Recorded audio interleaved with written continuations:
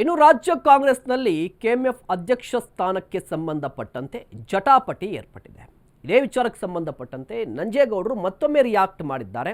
ನನಗೆ ಅವಕಾಶ ಸಿಗುತ್ತೆ, ನಾನು ಕೆಎಂಎಫ್ ಅಧ್ಯಕ್ಷ ಸ್ಥಾನದ ಆಕಾಂಕ್ಷಿ ಅಂತ ಪುನರ್ ಉಚ್ಚರಿಸಿದ್ದಾರೆ. ಮಾಲೂರಲ್ಲಿ ಕೆವೈ ನಂಜೇಗೌಡರು ಟ್ರೈ ಮಾಡ್ತಾ ಇದ್ದಾರೆ ಕೆಎಂಎಫ್ ಅಧ್ಯಕ್ಷ ಸ್ಥಾನಕ್ಕಾಗಿ. ಇದರ ನಡುವೆ ಡಿಕೆ ಸುರೇಶ್ ಅವರ ಹೆಸರು ಕೇಳಿ ಬಂದಿದೆ. ಹೀಗಾಗಿ ಮತ್ತೆ ರಿಯಾಕ್ಟ್ ಮಾಡಿದ್ದಾರೆ. ಭೀಮಾ ನಾಯಕ್ ಅಧ್ಯಕ್ಷರಾದಾಗಲೂ ಕೂಡ ನಾನು ಆಕಾಂಕ್ಷಿಯಾಗಿದ್ದೆ. ಭೀಮಾ ನಾಯಕ್ಗೆ ಅವಕಾಶ ಕೊಟ್ಟಾಗ ನಾನು ಸ್ವಾಗತ ಮಾಡಿದ್ದೆ. 1 ವರ್ಷ ಆದಮೇಲೆ ಅವಕಾಶ ನೀಡ್ತೀವಿ ಅಂತ ಹೇಳಿದ್ರು. ಅದೇ ರೀತಿಯಾಗಿ ನನಗೆ ಈಗ ಅವಕಾಶ ಸಿಗುವ ಸಾಧ್ಯತೆ, ನಂಬಿಕೆ ಇದೆ ಅಂತ ಹೇಳಿ ನಂಜೇಗೌಡರು ರಿಯಾಕ್ಟ್ ಮಾಡಿದ್ದಾರೆ.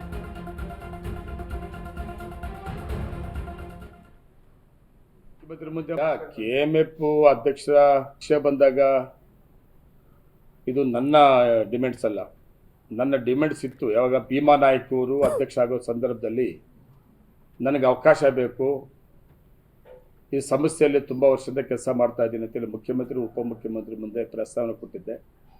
ಮತ್ತು ಭೀಮಾ ನಾಯಕರು ಮಾತು ಕೊಟ್ಬಿಟ್ಟಿದ್ರು, 1 ವರ್ಷ, ಈ 1 ವರ್ಷ ಆದಮೇಲೆ ನಿನಗೆ ಅವಕಾಶ ಮಾಡಿಕೊಡ್ತೀನಿ ಅಂತೇಳಿ ನಾಯಕರು, ನಮ್ಮ ರಾಜ್ಯ ನಾಯಕರು ಹೇಳಿದ್ದಾರೆ. ಆ ನಂಬಿಕೆ ಇದೆ ನನಗೆ.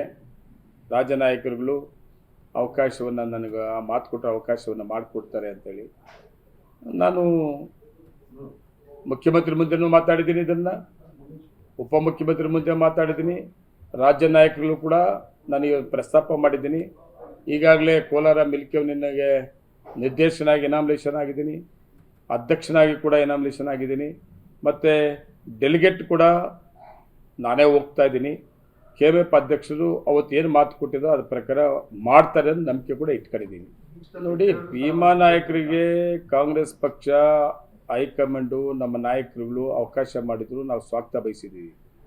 ಅವತ್ತು ಸೋತಿದ್ರು ಕೂಡ ಶಾಸಕರುಗಳು ಯಾವುದೇ ಬೋರ್ಡ್ಗಳನ್ನು ಕೊಡಬೇಕಾದ್ರೆ ಗೆದ್ದಂಥ ಶಾಸಕರು ಕೊಡಬೇಕು ಅಂತೇಳಿ ಹೈಕಮಾಂಡ್ ತೀರ್ಮಾನ ಮಾಡಿತ್ತು.